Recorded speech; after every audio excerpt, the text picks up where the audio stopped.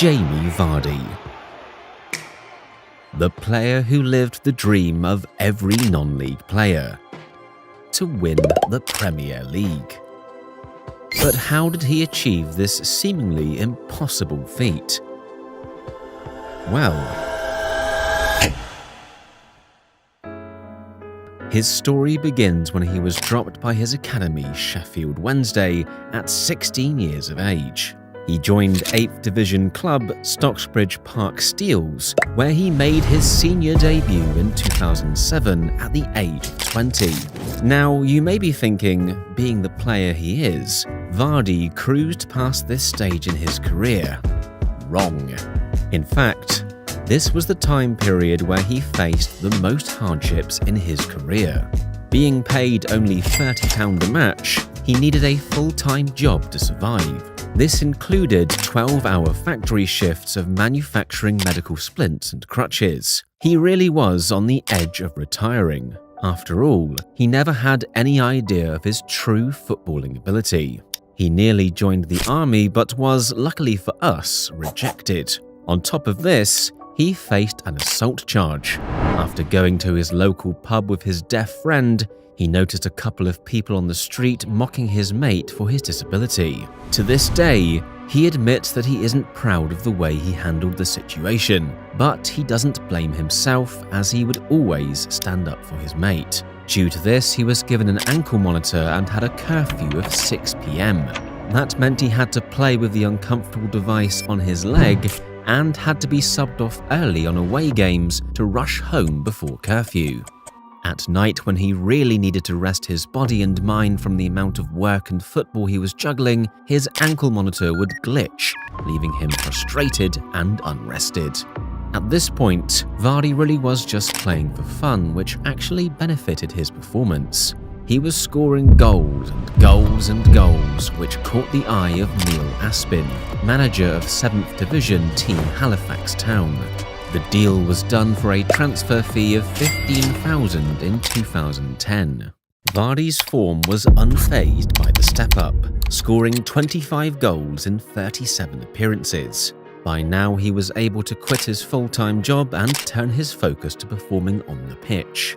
His goal-scoring ability gained the club the league title, earning him not only Players' Player of the Season, but also a transfer to 5th-tier club Fleetwood Town. This was Vardy's golden opportunity to be seen on a bigger platform, and he certainly didn't waste it. He banged in 31 goals in 36 games, which earned him the Golden Boot and Fleetwood the league title.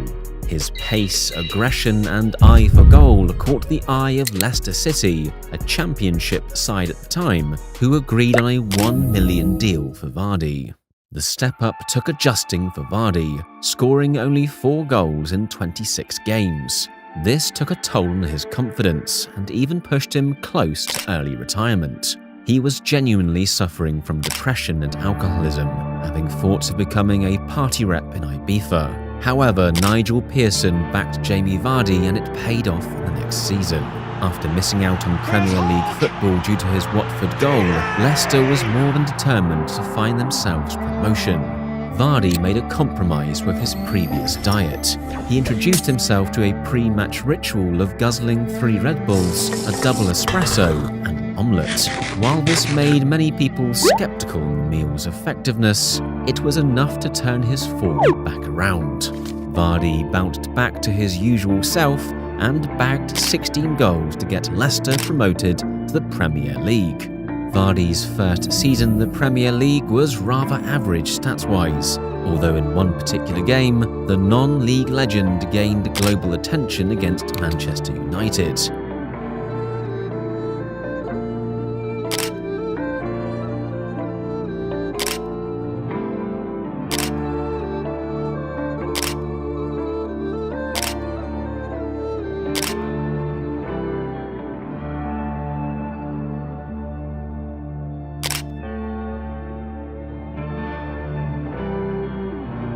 Nearing to the end of the season, Leicester appeared doomed for relegation. How they managed to stay up? Only 1 loss in the final 9 games of the season. A miracle, right? Well, the next season, Leicester would pull off something even more magical. Before the 2015-16 season, Vardy gained his first England cap. For reference, 4 years prior he had been playing non-league football. With the new season came new management, the Italian Claudio Ranieri. Going into the season, Leicester's odds of winning the league were 5,000 to 1. I think the likes of Leicester, Aston Villa and Sunderland are not going to have great seasons, but they are going to retain. The surprise, I'm going to go for Leicester to go down as the third team. The two other key names in the team were N'Golo Conte and Riyad Mahrez, though at the time they weren't known as star players in the league. Leicester began at the top of the league and nobody thought anything of it, since consistency is generally the weakness of underdogs.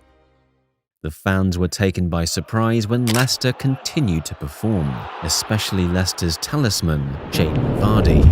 With a goal in 10 consecutive Premier League games, he needed just one more to break Manchester United legend Van Nistelrooy's record, and it happened that the next match would be against Manchester United.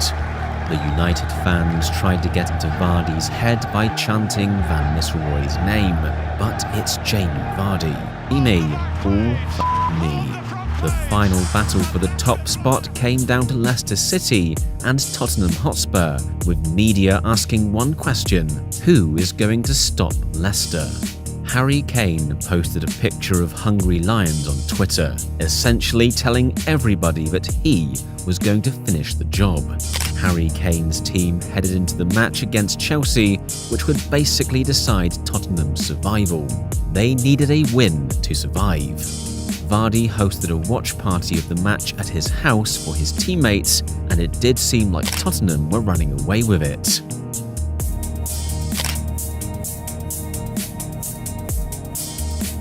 However, Chelsea climbed their way back with a goal by Gary Cahill.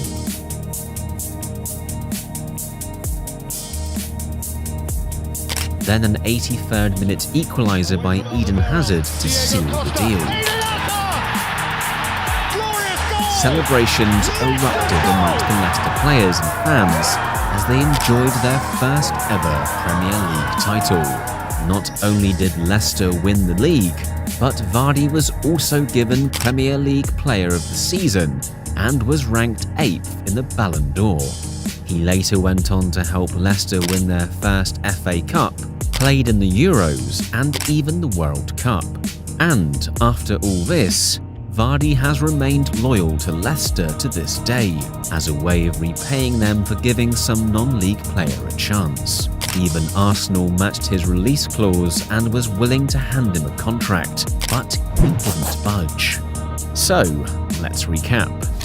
In 2010, he was in the 8th tier. In 2011, he was in the 7th tier. In 2012, he was in the 5th tier. And finally, in the 2015-16 season, he was a Premier League champion. From a factory worker to the Premier League Player of the Season in 6 years, that, ladies and gentlemen, is the story of Jamie Vardy. Oh, and if you were wondering what Vardy's response to Harry Kane's tweet was after winning the league, well, here you go.